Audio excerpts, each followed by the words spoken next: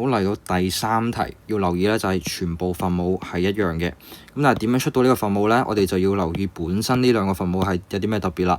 佢要由呢度7減 4y 4y 加7變翻做下邊嗰個，就必須要咧係你要睇得出右手邊嗰個可以變做7加 4y。嗱，我哋要留意就係 a 減 b 乘 a 加 b 嘅通分母就會出得到係啦個分母嘅結果啦。咁跟住我哋只需要留意分子就可以啦，因為分母全部都一樣嘅。咁如果通分母就係左邊個分子要乘右邊個分母，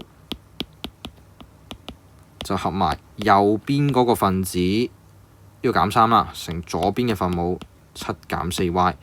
如果我哋淨係睇 y 嘅話，我哋會知道左邊係5乘4減3乘-4，出到嘅咧就係叫32個 y。